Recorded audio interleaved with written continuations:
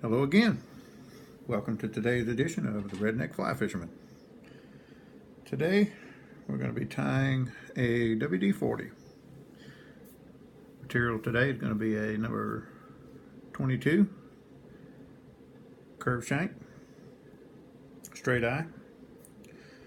We're going to be this one's going to be an olive, so we'll be using 72D or 8/0 thread. I'm going to be using pheasant tail fiber for the tail, turkey tail fiber for the wing case, and we're going to use some hare's mask for the thorax on this one. Normally I'd use a superfine dubbing or something similar, but we're going to go a little buggy on this one. You got to be careful because this is a real small one here, so you can tie these in anything from a 12, which is kind of big, but you never know, on down to 22, 24 if you got fingers that you can work with to get down below, get down into a 24. I don't. 22 is about my limit. Excuse me. So I'm going to get started. This is another one of my staple flies. Very simple. I like to call this. It's going to take me a little longer because I'm running my mouth, trying to explain things and talk about a few things. Normally this fly takes about 2 to 3 minutes, maybe max, to tie. So we'll get started. What we're going to do here is when you're tying these type of flies that don't have a bead head, you want to get about the 2/3 mark and come down, because what you don't want to do is crowd the eye of the hook. So we're going to get about the 2/3 mark, come down a little bit.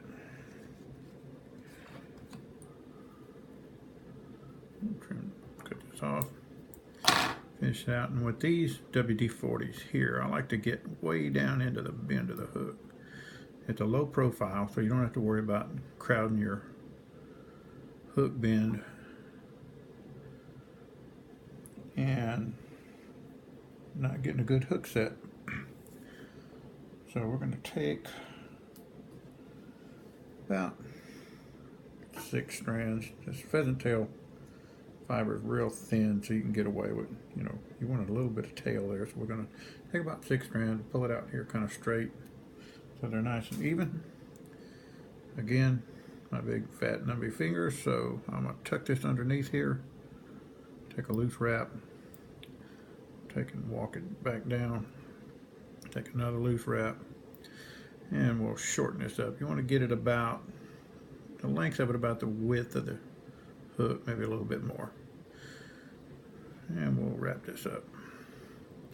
Try to stack your thread. Again, keep your fibers up on top of the hook, because this one, the profile is important on this one because you got a very small profile. So we're going to take and build up our body here, so we're just going to walk up and down this a couple of times, stacking your thread real close together so you can cover all these little loose fibers up. This is going to be a smooth body little fly right here. We're going to walk almost to the tail and then come back up. We're going to build just a slow taper coming up. So each time we walk down, we're not going to go as far. We're going to come back down almost to the bend of the hook and walk back up. Come back down, not quite as far, and walk back up. Again, we're staying up about that 2/3 mark. We're going to take our turkey tail fiber. We're going to get about 4 or 5 of those. Get another turkey tail here. And your turkey tails come in several different sizes. These are more of your base turkey tail feathers, not your big long ones. The fibers are a little bit thicker on the long ones, so for this little small profile fly, they're not good. So what I'd like to do is take the little shorter tail feathers, a lot finer. We'll get about 5 strands of this.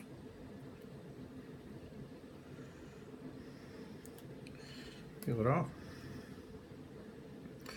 And we'll take a loose wrap here, make sure it's nice and even, and we'll lock it down. Trim it off. Get us some hare's mask. And again, I've said this before, What I like to do with my hare's mask is I like to get me some superfine dubbing and mix with it, and it just gives it something to hold it together and stick to it so you can wrap it without having to use wax on your fly. So we'll take just a little bit. We don't need a whole bunch because we're keeping a low profile with this bad boy. And we'll get this wrapped on there.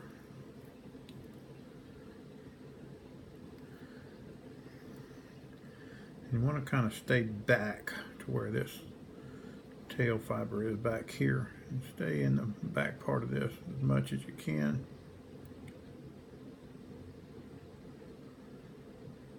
Don't worry about that little loose one there.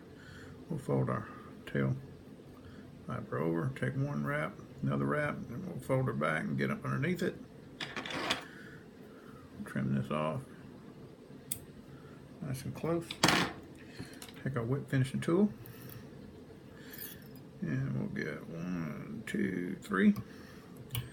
And again, when you're using your whip finishing tool, you want to try to keep pushing back towards the bend of the hook. 1, 2, 3, so you don't walk your line forward into the eye of your hook. We'll cut this off. I'm going to come in here and we'll just trim this up just a little bit.